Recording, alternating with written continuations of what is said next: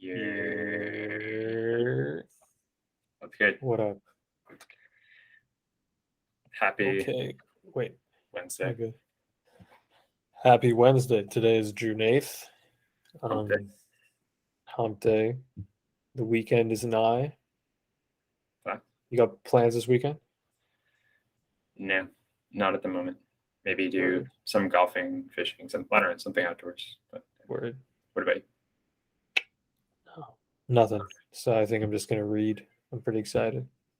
You got a new trampoline for reading. Facts. We were talking right before pressing record, and Marco, you were just like, "Yo, click record." What I was saying is one of the a big incentive for me to work hard and hopefully become successful is sort of the potential of forming friendships with people whose work I admire. And what I was saying is like imagine being friends enough with like good enough friends with Tim Ferriss where like you can call him up and be like, "Hey, I'm struggling to make a decision. What do you think about this?" Sure. The way you and I do and would actually like give it genuine thought, not just like, Sure. lip service. Sure. And you'd have a Rolodex of people like people Yeah, that are like similar to him. So yeah, like that's why they say. I think that's one of the things when they say the rich get richer, not going into like the politics of it, but just sure. Oh, it access definitely to snowballs. yeah, Yeah. access to higher level sort of thinkers and performers in the Sure. world. Yeah, people get Will access to new opportunities. Like it's just facts. like yeah, it can quickly snowball or in Hmm. the right way or the wrong way. But yeah, I totally agree. Yeah, because also just the way that I don't know. I think you and I practice this so much where it's not necessarily second nature, but we catch each other a lot doing this. Where if someone asks a question to each other before jumping into an exploration or an answer, is like, okay, what do we actually mean by that question? Let's reframe it. Let's figure out what the words mean. What is the actual intended outcome?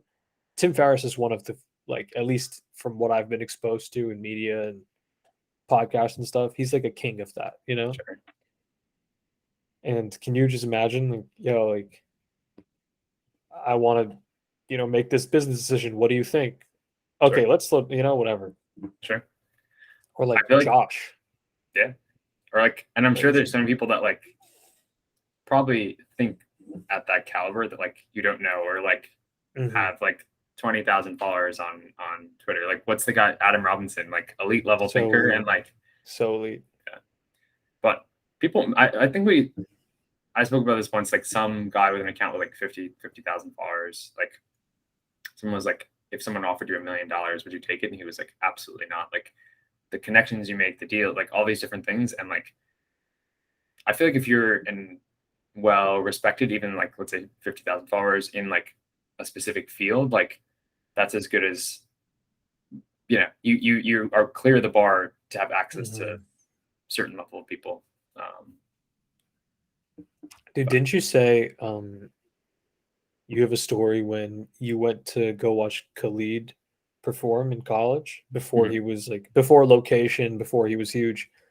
Didn't you say that after the show, like he was meeting fans and like Yeah, hanging yeah, out and stuff? I think that's so like I don't know if I'm delusional, but I don't think becoming quote unquote successful in today's day and age is very complicated. And sure, I think obviously what I'm talking about is like a thousand true fans type of thing. Like sure, I'm not talking about like it's not complicated to become, Bezos, Musk. I mean more like to make a living off of a creative endeavor seems like achieve a level of attainable. Yeah, quality, skill, and then connect with, the people leveraging the internet who would be attracted to what you make. sure, Because it seems like back in the day, maybe I'm wrong, but it seems like back in the day, meaning pre-internet or early, even up to like early internet, it must have been like you can create the best shit, but if it doesn't, you kind of have to work very hard to find your audience. sure. Maybe it's still very hard, but it just seems like with the internet, it is going to be potentially easier. just because Sure. the replication of, YouTube and, if you're a musician, Spotify, all these different streaming services, Twitter, where like Sure. you can interact with sort of a way higher, like greater number of people. And it does feel like, do you remember when I got a tweet response from Nassim? Sure. And I was just like, oh my God. Yeah. Yeah. Fan point. Yeah. I think it's one of those things like the people like, like the people you're looking for are looking for you. Like Hmm. the same thing with like content now. Like if you're producing like the top like woodworking content, there's people who like love woodworking and like naturally are gonna gravitate towards it. And now like I feel Hmm. like with richer data and like better algorithms to match people to content they like once the flywheel gets going and you get 1,000 Hmm. followers, then it's easier to get 2,000. Like that starts to snowball, and like naturally you just start to grow a ton. Um, yeah. A couple months ago, I was hanging out with some friends, and we went to Brandon's apartment in Williamsburg, and I was actually hanging out with his roommate Alex, who's in your grade, who I think you met. Um, and it was a bunch of us, and we had just gotten like chicken sandwiches, and it was cold, so we were sitting inside eating, and he turns on the TV, and he was watching this video about like how to sear like the perfect steak or something, and we're Mhm. like, oh, this looks interesting. There's this channel called Guga Eats, Guga. It's this like he sounds Brazilian to me, but I don't know what his like ethnicity is. Is this the But guy who just cooks like mad steak like every all episode? He he has like does is cook 15 steak. like wagyu steaks like dunked in Yeah, butter, all this shit. Yeah, and he has like 4 million subscribers yeah, on YouTube, and I mean that was just reinforcing this point that like if you do something very well and you can create content around it that is engaging, you can make a full-time living. sure, Like he's probably swimming in dough. Like sure. 4 million subscribers and like Oh, easily. I mean, one post is probably worth 30 to 100K. Like if you have a yeah, sponsor or something, easily yeah, plus the ad money, everything. Yeah, yeah. And if you make one video a week, like that's like you're swimming, and you're you know? cooking a steak. It's not like you're like Yeah. some accounts on YouTube are crazy cool. There's like I forget what the guy's account. I have to look it up, but he builds all these crazy inventions. Like the most recent one was a basketball hoop where you can't miss. So originally had one that would like go on a wall and move. The new one he Hmm. made is like in 3 dimensions. So like you just chalk the ball up and it just like finds it automatically. And like he uses like these like light sensors to find exactly where the ball is, and then like So all he's the like holes this hyper engineer. ridiculous. And he has like so many cool videos. Like everything he builds is like next level. But he Yeah. was like elite level engineer. It's one of these like 3D printing companies, and then Yeah. like You got to send wanted me to do that. YouTube. I would Yeah, love to like watch some of that. his shop, like his like machining shop, is like off the charts. But he did like for a living, he just gets to build cool shit. Like yeah, it's like Because an he's off just the such charts an work. elite engineer. Yeah, and knows how to make good content. Like I can't imagine how long it takes to film and edit those videos, but it's kind of like that guy Mark Rober. Have you seen him? He makes like the world's largest super soaker, and like he was like a NASA engineer, like JPL, and then like he just makes all this crazy shit that's like really Hmm. cool.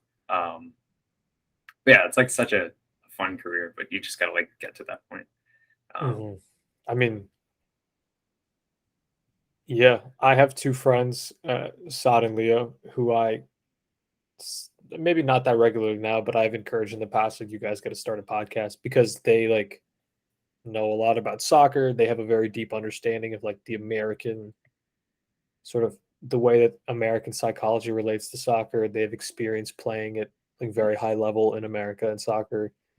And, but they're both like immigrants, so Leo understands like how Brazilians play soccer, how Italians play soccer, and Different Saad styles, understands how Moroccans play soccer, but not just limited to that. They have a very deep understanding of the European style of soccer, sure, and the culture and around they're funny. So I always tell them like, sure, you guys should just start a podcast where you talk shit about soccer sure.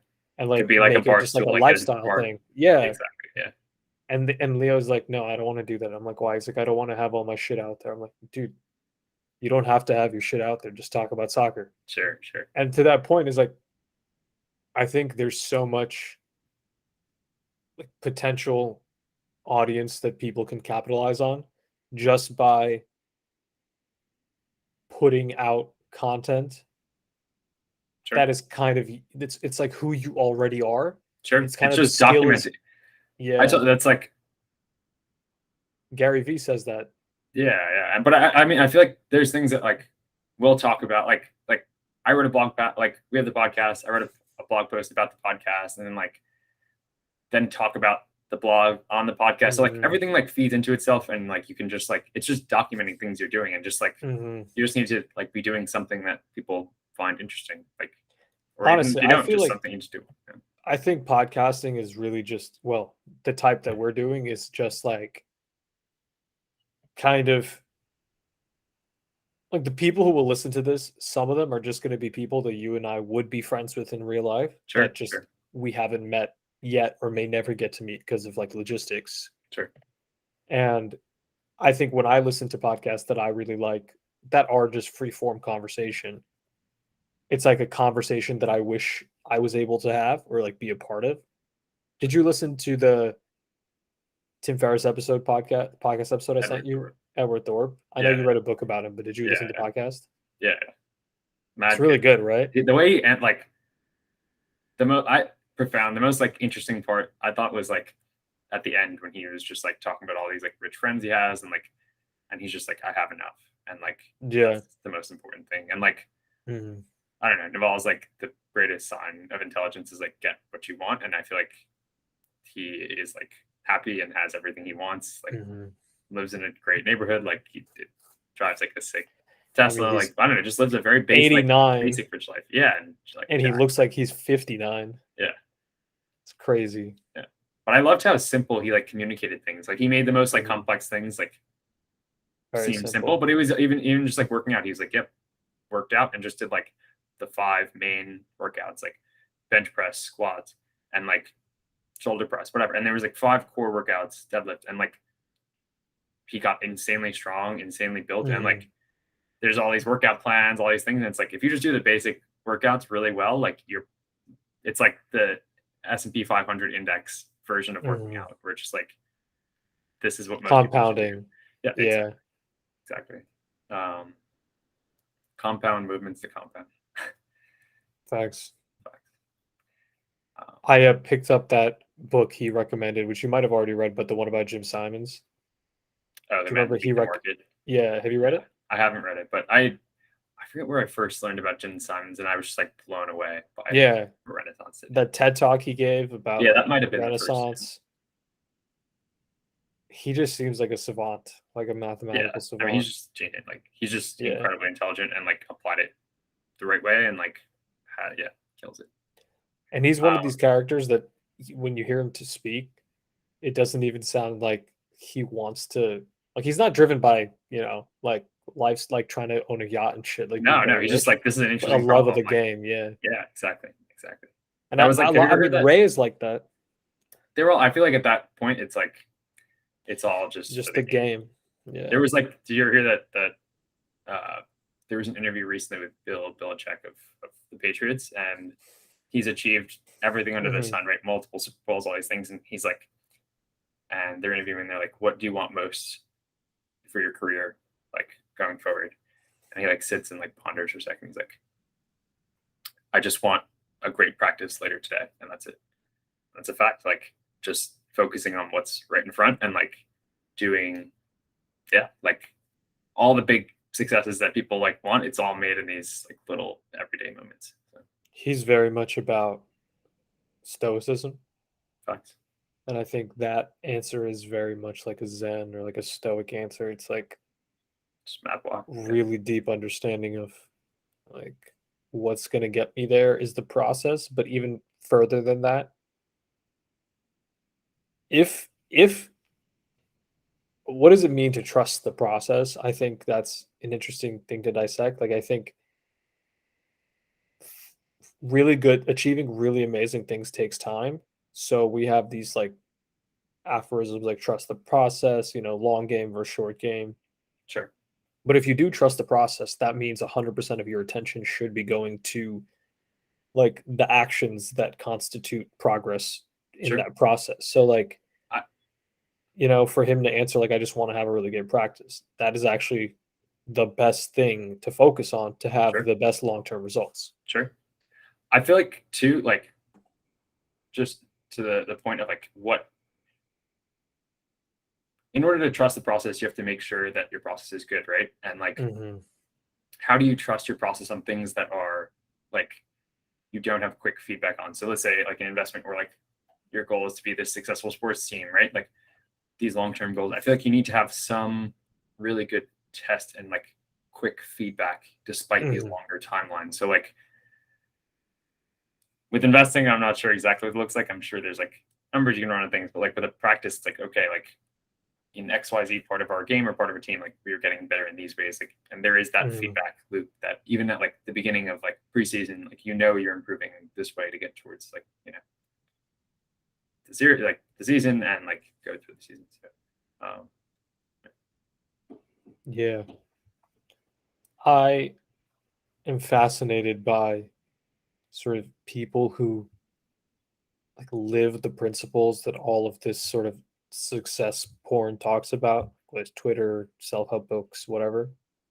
And he seems, I mean, I could care less about football, but sure, just like knowing about him, he seems very deeply like sort of embodies these success principles. Like Naval talks about, like I really like Naval's definition of wisdom, which is he says like wisdom is just knowing the long-term consequences of your actions and choosing according to the best long-term results. mm-hmm.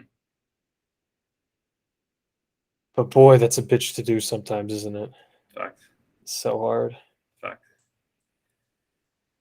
Um, you reminded me of something before that I thought was interesting. I don't know if we've talked about this or like we definitely haven't talked about the podcast, but I don't know if we've talked about it in general. But Forrest actually brought this up, and he was like, "Have you ever had like so far? Have you had like the encounter, like some piece of content or media, or whether that's a song, a book, like whatever that was like just the encounter, like where things like truly shifted after you like consumed that Mm. piece of media?" I'm curious on your answer. I have Yeah, ideas, but I feel like you know my answer.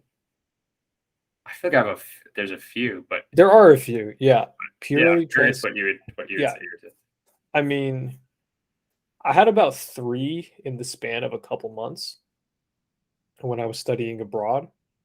Um, I was living sort of in this apartment in Auckland, New Zealand, and this apartment was like it was 4 people living in this apartment, but we each had our own rooms, so it was like I had my own room, and I think that was the first time in my life I had ever, like, experienced, like, that level of sort of logistical independence, like, Sure, growing up with sister and parents and then going to college, roommates, like, that sure, didn't sure. feel because we weren't friends, like, the 4 of It was us, just you like know? you've lived with someone, Yeah, like and I was the only person who used the kitchen to cook out of those 4 people, so it was I was, like, living alone, you know? sure, And so I, through Tim Ferriss's podcast, stumbled upon, um, Musashi, 'cause Jimmy Chin recommended the novel Musashi, and I read that, and then I also stumbled upon, I think in the interview that Tim Ferriss did with Tony Robbins, I stumbled upon the name Ray Dalio. And I think randomly one day I just like Googled his name, went to Bridgewater's website, and he's like, here's a PDF. And I downloaded the PDF of what eventually became the book Principles. sure, And I was reading those two things at the same time, and those two things were like slaps in the face.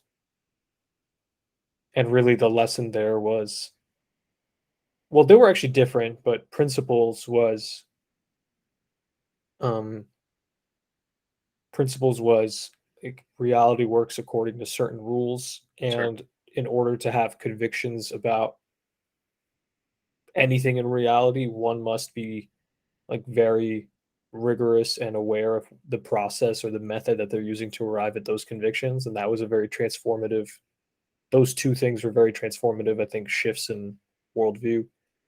And then Musashi is about this guy who just like transforms him. He just, it's sort of a exploration of what it takes psychologically to like achieve a non-ordinary sort of like history defining goal, like Mhm. not history defining, sorry, like once in history achieving certain type of goal, and told through also an epic story of like a swordsman who just fucks everyone up. But reading that and Like the then best summary of the book. yeah. Um and then at the same time, there's this performance that the Chili Peppers did, which I'm sure I've made you watch before. They had a concert in 2004 in Ireland called Slane Castle, and it was like Yeah, their big concert that's on YouTube. And the recording of Californication, like that performance, though I'd seen it 1,000 times already, I remember one time sitting in my room and watching it again, reading Musashi and being like, sure, sure. Your mind's like tuned in. feeling very afraid that, like, you know, sort of feeling called to be a musician. Like, this is what my thing is. And I remember just like, for the first time, like, not like trying to put it off internally, like, okay, like, yeah, that's what it is. Sure. And it was like emotional and shit. And I was just like, yeah, that moment sticks with me. I But would also say Santa Cruz, like our sure. But experience that's in like Santa not I Cruz. was gonna say it too, but it's not like a media thing. But yeah, Yeah. I So yeah, agree. those are my three things: Musashi, Okay. Principles, and then Californication live at Slane Castle. The encounters. Yeah, and I guess you could say the first time I heard Danny California, because that was like, what is that? Sure. But that's the first Chili Pepper song I ever heard, and Booba, my friend Booba recommended, like, put it on when we were like playing Mario Kart or some shit when I was Sure. like 13, and I was like, what is that? And that started a decade long obsession. Facts. All right, enough about me. You, Facts. what's the account? What are the encounters? The main I would say the biggest one because it was upstream of everything else was Steve Jobs' commencement speech at Stanford. Mhm. I like I think my mom sent it to me on honestly like I think it was like in like being circulated or whatever, but I remember I think my mom was like, oh, you should like really watch this. I was like, okay. Young Marco, like in like whatever high school, like junior year, maybe something like that, maybe a little younger. Mhm. And I just remember like I grew up in like kind of a bubble of an environment, like very small town, like I don't know, most people stay fairly close, limited things, like right, like, and I just remember this just like completely opened my eyes to like what is possible with life, and that like I don't know, like that, but like life's a daring adventure, nothing at all. Like as corny as it, like kind of like embodied that, just that like this is an adventure, go out and like explore and like do things that you're like proud of and like things that like are engaging to you. Everything else is like a waste of your time. Um, Mhm. yeah, and that led to me like wanting to go to California, like just to like leave where I was from, and like everything else that Mhm. came after that, I think was like a result of that. So that was one, and something I watch at least like once or twice a year just to like refresh. But yeah, I like absolutely love that, and it's like I've gotten more meaning from it through time, which I always think is a good sign. And then probably, I mean, yeah, principles would be up there, but I think my other like main one would be the Almanac of Chef, Naval Ravikant. Ravikant. Yeah, I think things clicked. I think the like leverage thing like Yeah. really clicked for me and changed how I view what like is worth spending time on and like things to do. And that led to yeah, blog, podcast, like building things, like Yeah. learning all these skills. So like for me that those like very in a very large way like changed how I acted. But yeah, I'd say Mhm. I'd say principles there too. But yeah, I was thinking of saying Naval, but first of all, I agree with everything you said about Naval's thing. I just think it felt like it's downstream of principles, and like if I didn't have the foundation to like sure. be open minded enough, I think what principles did for me, and I believe it did it for you too, was, and also like the conversations that we've had and sort of mutually enforced values is just like and I noticed this with other people, like it gave me a level of open mindedness and receptivity to information Sure. like that I didn't have before, and I can't, obviously I don't know if I would have ever had. Like I think principles is the reason that if someone's like, "Yo, you should read this book," I'm Sure. gonna write it down and actually like Check it consider out. reading it. Yeah. If someone's like, you should listen to this song, I'm gonna do it. If someone's like, if it's something that I care about, TV, not as much, but like I'll add it to a list or something. Sure. But like it also just gave me that idea that if there's someone, you're Ray, he has that concept of believability. If someone's believable Sure. according to like a logical They sort fit of your yeah, mental then model. Like, yeah. I'm just gonna like there's no Sure. reason why I wouldn't listen to them, you know? Sure. Sure. And I that's think where like Naval comes from. fine. Fine. I think that book also kind of like opened my eyes about like being wrong. And I think you know do you know the like what is it, Monty Paul question with like the three goats behind like closed doors? Or like there's a car and two goats. Oh, There's a car and two goats, and the you're on stage, the car and the two goats are behind doors three that you can't doors. see behind. And the host says like, hey, like if whatever you pick, like you win, right? So you go first and you say, okay, I want door number two, right? And the host says, okay, great. And they open door number one. They're like, there's a goat behind door number one. Should you pick door number three, or do you want to keep door number two? And most people say, oh, it's like 50-50. But switching is actually incredibly like you have your rate of success is incredibly higher by switching, because when you initially picked, you only had a 1 in 3 odds of winning, and then once they've opened the other door, you know that uh, your odds were it's much higher odds that the other door has it, because you more likely chose the wrong answer at first. So, Mm, and I feel like with what Ray said was that like you are wrong, like when much talking more than to you're other right. people that are smart, you can look at your own answer and say, okay, the odds of me being right are actually quite lower. But if at least I incorporate or think about this other idea, my chances are going up, because now, like, the odds of me being right the Mhm. first time are much lower. Um, Yeah, so, yeah, I don't know. I just think about that yeah. and what it kind of unlocks. No, it's huge. The I think for you and me, it's become very much second. I mean, if anyone listens to our podcast, for people that listen, I think one thing they'll hear you and I saying a lot is like, I could be wrong, or like, I'm not sure if this is true, or Sure. this might be true, directionally true, probably. Like, Sure. Thinking in probabilities. Yeah. yeah, those words and those phrases are very much, I think, indicative of the way we think, and that comes directly from Ray. And I think it's just Sure. been like one of the most helpful Sure. perspectives to have, because like it just doesn't one it just like I think Ray makes a very good argument that it doesn't make sense to be any other way, because like Sure. he says in the end of the day you just want to be right. Sure. Caring that the source of the right information came from within yourself is just Is, yeah. nonsensical. Yep. Like Yep. there's no rational reason Yep.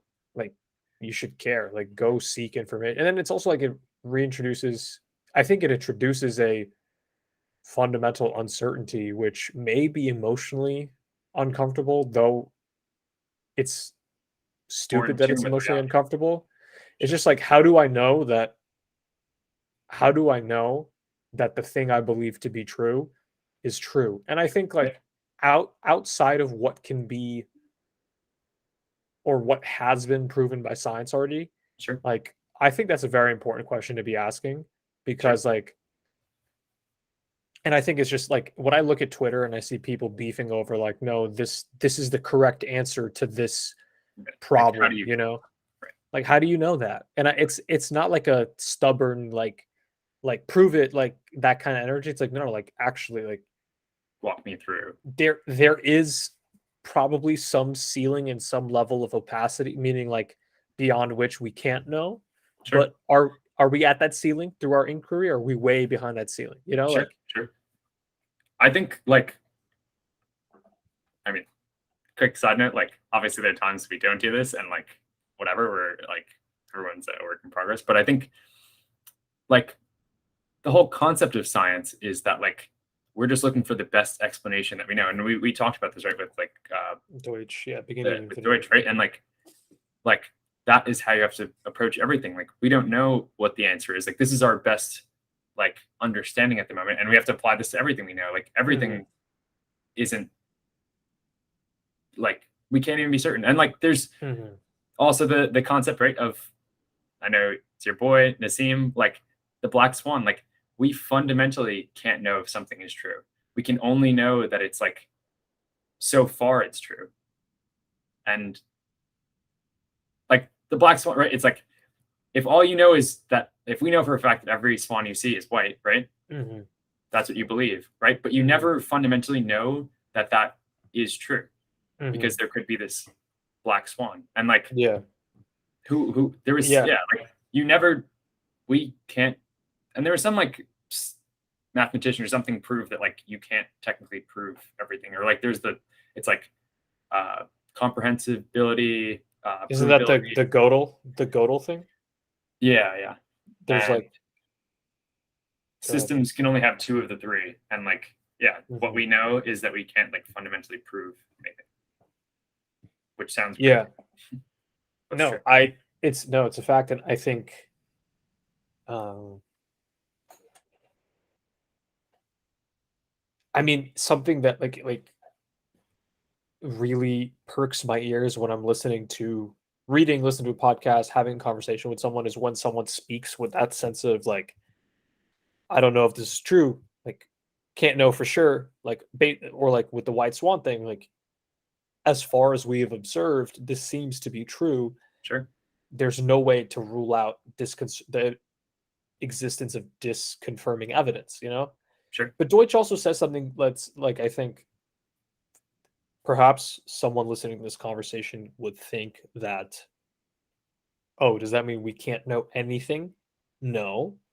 But what Deutsch lays out is one of the signs that an explanation of something in reality is a good explanation is that the details are very, very hard to vary.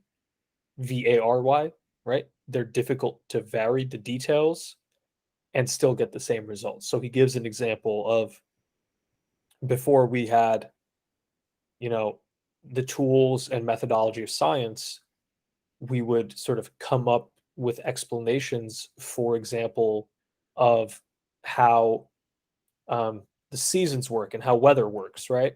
And he was talking about some myth about Persephone and going to the underworld, and when she's in the underworld, that's when it's cold, and when she escapes the underworld, and then it's warm, and then like you know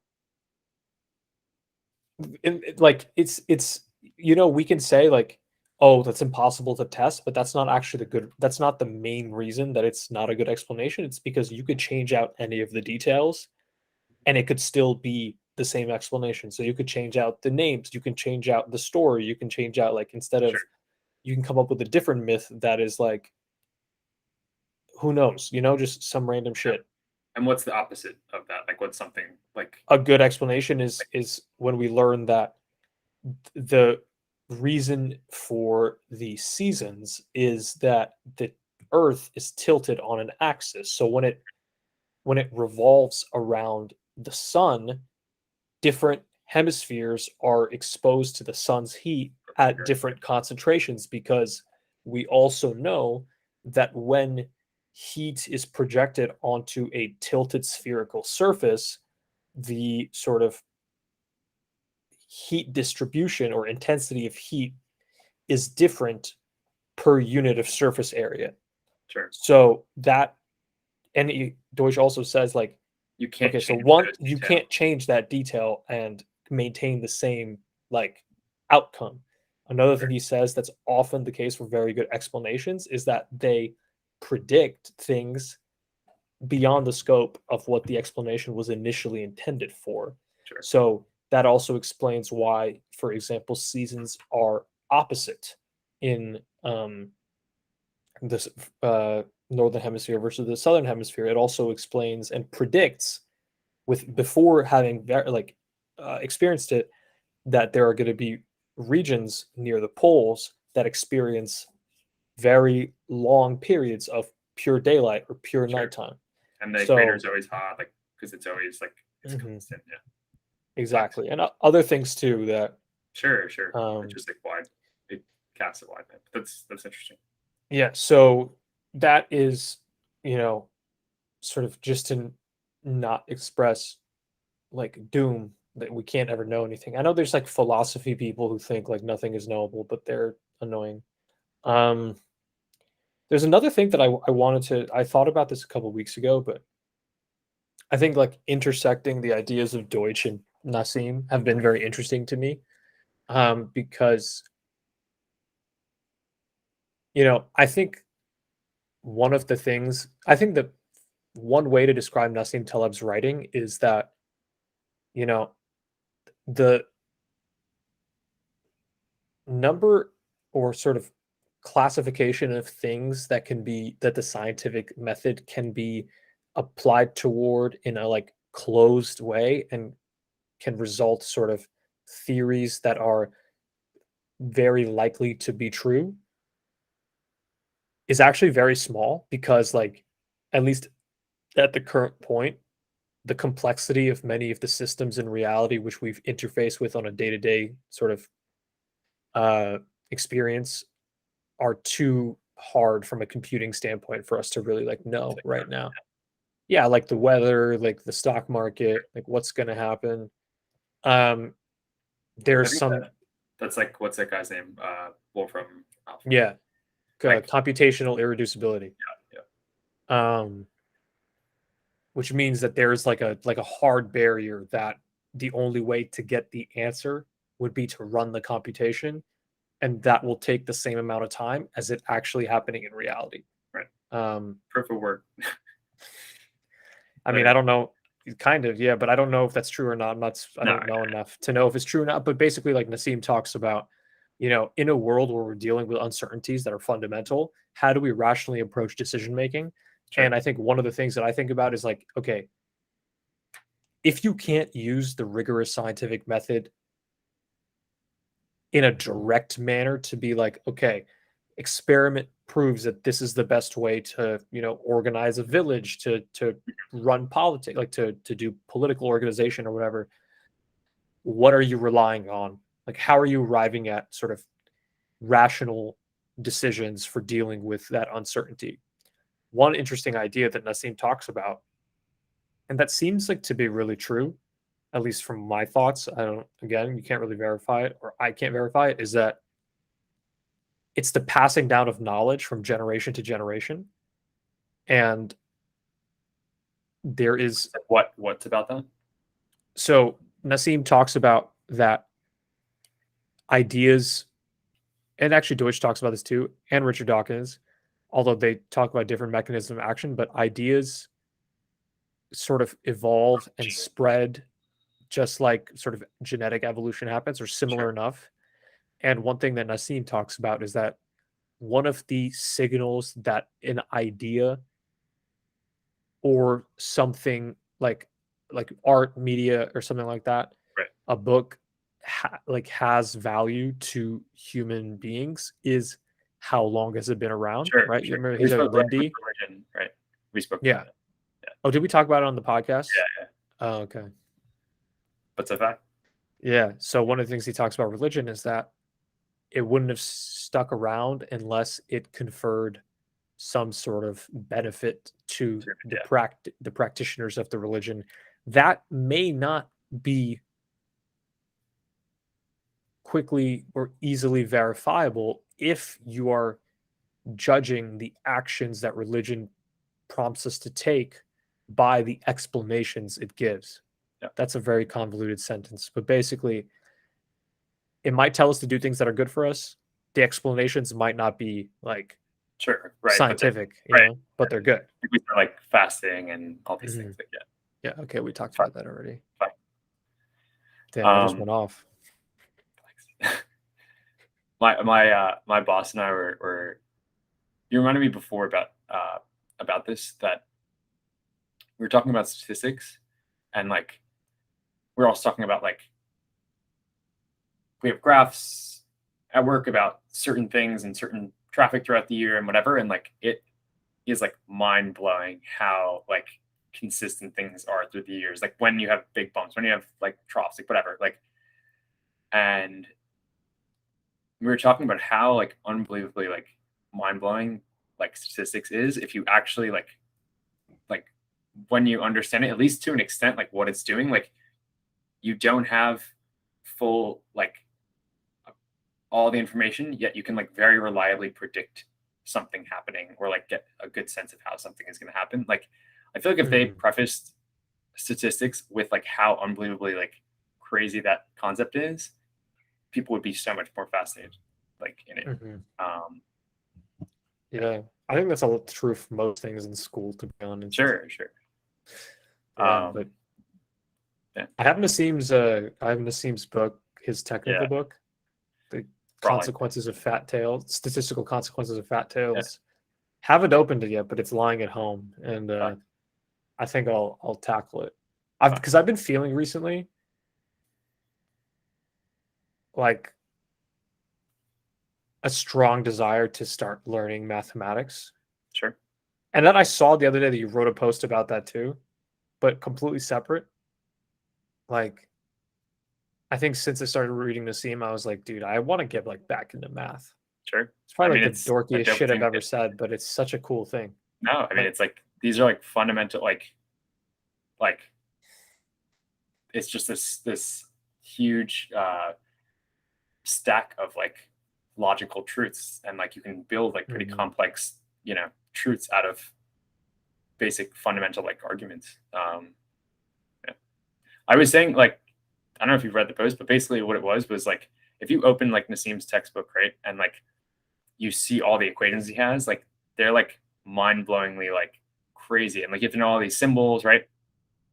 What the like GitHub repo I made was like taking a lot of these like statistics formulas and just translating them into code, so they're like very easy to read. Like one of them was like I think it was covariance or something. Like the equation is like a block, but like when you read it as code, it's still like quite a long function, but like it's like incredibly simple, like written as code. I don't know. I just thought it was like an easier way of communicating that information. I mean, if you know the symbols, like great, but like for the average, I don't know, person who codes, it's a lot easier to read that way. Or Dude, reference. So the Mindstorms book, did you finish it yet? Not yet. I ended up reading I finished the Rituals book, and then I'm reading that and one other book right now. Mindstorm and one other book. But it's really good. I've really liked it so far. I have to give more time to it. The thing is, like, it's so good that, like, it's like textbook type of book. Yeah, it's gonna like dedicate really like serious focus time to it. So. That's how I feel about Beginning of Infinity. I'm definitely reading it a lot slower than any other book. It's kind of like it's on the level of Anti-Fragile, yeah. What Nassim said, he's like, if you're reading a book that's good, like you should be going as slow as possible, because like one, the process of learning is enjoyable and you want to like enjoy it the most, and two, like this is like probably some of the best information to absorb. Yeah, I mean, when you get an endorsement like Naval, like he said, like Naval said on that podcast where he's talking with that dude Brett, he said one that he dedicated like 2 years to Beginning of Infinity, but something else that he said was that I wish I read this 20 years ago, because the knowledge in this book has completely altered my judgment and my sense of. He said, like, I would have, choosing the businesses I invest in or like the things I read are directly influenced now by like the way that this book has changed my thinking. And that's just such a like when you and he's already like elite. This is what really annoys me. Is when I have like close friends and I'm like who have goals that they're like, I want to be wealthy, I want to start a business, blah blah blah, and then you tell them about a book and they're like, I don't want to read this, I'm not gonna read it. I'm just like, what? You have this guy who's saying like, who's literally done it, who's done it, what we want, and he's like, everyone should read this. Like, that just doesn't like. It would be like if you want to be a basketball player and you look at Kobe, and Kobe's like, the whole thing about him is, yes, genetically gifted, but everyone in the NBA said his work ethic was unlike anything else. Sure. Don't you listen to that and be like, okay, I'm gonna work incredibly hard? Sure. Like, it's just the same thing. I think, I mean, I think we were talking about before, like ideas that are passed down through time. Like there's some books like How to Win Friends and Influence People, right? Have been around for whatever, like 80 years, whatever. And like if you want to get good at something and there's like an old book about it, like probably pretty good worth like reading. Or like Text on Buddhism, like I don't know, there's like various things that like this is a solved problem and like time tested and like exactly what you're looking for. And that's also, that mindset is also downstream of principles, because he talks about like you don't know that the knowledge you have is the right way to interpret the problem or to solve the problem. Sure. And so you have to ask yourself, what if this problem is solved and I just don't know the solution? Sure. Right? Like, because I think there are many unsolved problems, but there's a lot of shit that's solved, like the principles of personal finance, like sure, how to make decisions. You know, these are like continuing to evolve, but there is a very much like a sure, like, and it's a great foundation of principles. Like, yeah, you can't break the rules until you know like the rules type of thing. But, all right, what are these? I think we're coming up. Down? Yeah, I think we're at an hour. But no, we started like 6:45. Really? Like actual recording, yeah. Really? It's really 6:27. I mean 5. But what are these 2 things you wrote down? Okay, so one was really reminded me from before was we were talking about celebrities and like having influence. And something I was thinking about was like, so I was reading this book what was his name? Felix Dennis. And he was like the founder of it's like Vanity Fair or something like that. Whatever. He was like this big like media like tycoon. And he was saying that like when he became wealthy, he was like, don't even think about it, like get security, like don't mess around with this, like it's just something you get and on to the next thing, like don't even think about it. And I get that for like someone who like, I don't know, could be taken hostage or something like that, which I mean, I guess anyone of fame could be, but like it seems like a lot of these celebrities will have security guards just so that like people like don't, I don't know, like overwhelm them. But I feel like honestly, if like Kanye was walking down the street, right, and like people are like swarming him, and he was like, "Yo, can everyone just like chill?" Like, I feel like people would chill. Like, you don't think so? No. If Kanye was like, "Yo, No. chill," like, if Harry Styles is walking down fucking like Soho, if he's in Soho, walking on the street, people are going to fawn over him. Sure, but if someone was like really good and someone was like, "Yo, can you chill?" Or like there was like a social thing of just like if someone's around, just be like, "Yo, chill." Like, I don't know. I feel like people would comply with it. At least like I don't know. Maybe that's just like New York and like you get used to seeing people, but I don't know. Yeah, but also have you seen like who's someone that if you saw them, who would you fanboy over? Elon, probably like Elon, but even then I would be like, bet, like I don't know. He's just like if instead of like the Jimmy Fallon thing, like or like whatever Daniel Radcliffe, like whatever, if that was Elon, like I'd be like, yeah, that's pretty sick. But like I'm not gonna like annoy Go up him. to Like I him and would, talk yeah, I don't know. I just feel like yeah, but that's because you're not a dickhead. There's a lot of dickheads, bro. Like there's. But I feel like if someone went like and was just like, yo, can you chill? Like I don't know. I mean, I guess like Renault, I don't know. Some people will go nuts, but I don't know, dude. I just think maybe you don't even want to have to tell 100 people to chill. You know, like sure. If I'm I don't know, whoever, Elon or Harry Styles or whoever, like The Weekend, and I'm just Drake, and I'm just going to like I don't know, going to Shake Shack, like everyone's gonna be like taking pictures, like the fucking cashier is gonna be like, "Oh my, can I take a picture with you?" And like everyone's trying to take pictures, and you're just trying to fucking eat a chicken sandwich. Sure. It's just like I feel like security just makes it so that you don't. Yeah. It's just like a disincentive, like it deters people, you know. It deters. For sure. Like, don't approach me. I just like. It just surprised me that people, if someone was just like if you really love, like if you're really a fan of this person, they're just like, yeah, chill, like. Yeah, but I think also like to that point, if Harry Styles tells a bunch of people to chill, they're gonna be hurt emotionally. and just on some like primal shit, Sure, like sure, rejection from like a king, like sure. I don't know. I get that. I get that. I feel like I guess maybe like there would have to be some larger societal change where people are just chill. And I guess New York kind of like does that too because you see people. I don't think it's New York, bro. I think it's like the people that you and I are. Like I think there's a But I lot of think New people. York's like kind of known for like it's like a New York thing. Like if you see someone like don't really like bother them. Like I'm sure I bet them That's a just tourists. fact. Yeah, I mean, I agree Because with it's that. everyone's. I don't know. It's a lot of people's like homes. Like Yeah, but they would still like take like I told you that time I saw.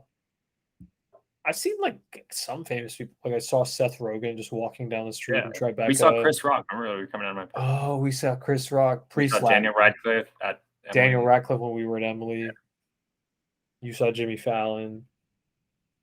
Who There's just like else? mad. You just see mad people like, and there's a lot of people you see that you don't even like. Like I saw Alice Eve on the street. oh, I saw what's his name too. I saw the guy that Alec Baldwin. Oh, the guy that shot. Um, What a way to yeah, but it's refer just to him. everyone. I Isn't don't know. it It's just crazy how you referred to him by that action and not I through mean any of that. the work he's done? Yeah, I'm Um, trying to think. Who else have I seen? I don't know. Liam Neeson. I've seen Liam Neeson, Fine. but his son went to my school, so I saw him a few times. But yeah, I don't know. I think that's just something I'm like surprised people are more chill. Like, but I guess like you said, it's just easier to not take the chance. And like if there's a few million people Yeah. like you, like the chances of some people being crazy like are very high. So like, Dude, there's a post that Tim has on his blog about like, are you sure you want to be famous? Think sure, again. And he lists like even at his level of fame, like the number of death threats he gets like yeah, it's probably a lot. daily is insane. Like, can you imagine like you're just getting tons of it's like death threats and dick pics. It's a fire podcast Yeah, I title. was gonna say. um, Fact. but do you imagine like, all right, bro, if we go out and Cindy Mello's at the spot, come on. You were just gonna be like, No, I just am not gonna like. I just feel like everyone's just like a person. I don't want to like bother anyone. Like let people be like. well, that's because you're a smart person. There's a I lot don't of know. dickheads. They'll be Sure. like, I think there's like a lot of lack of self-awareness where like if you see someone famous or one other person sees someone famous, they might not even think like I think fame in a sense like dehumanizes the individual Yeah. because it's just like they're a symbol for us to project like shit onto like oh my Sure. god that person is like are like somehow like elevated Sure. But in reality, like they shit everyone's just a person. Everyone's just a yeah grown up like version of them. Like they're like kid slash teenage self. Like hmm I don't and oftentimes not even really that grown up know, later. psychologically anyway. Um, I had one last thing written down that was just like something I saw that like I thought was captivating was so Stanford's women's golf team is like nuts. They have like the best player, like junior player in the world, the like number 3 best junior player in the world, and like a few other people that are just like elite, and hmm they just like dominate. Like in golf to win like a round, if you win by like a few strokes, that's like considered like very good, right? And like as a team, they won by like they were like negative 30, let's say. And then the next best team was like -8. And then the team after that was like -7. And the one below that was like also -7, -6. So like they were like standard deviations leaps outside and of like, bounds yeah yeah. And like the top player, like is just a machine. Like same thing that we were saying about Kobe, like just on her like off days practices more than like probably most people practice on their like busiest day. Um, hmm but yeah, it was just crazy. And they just like absolutely just dominate the field. And like the two main golfers on the team like dominate within the dominating team. So just something that was interesting and cool. And I'm sure that what's they're her gonna name? Do you know her name? I forget her name. It's all Yeah, I good. forget both their names.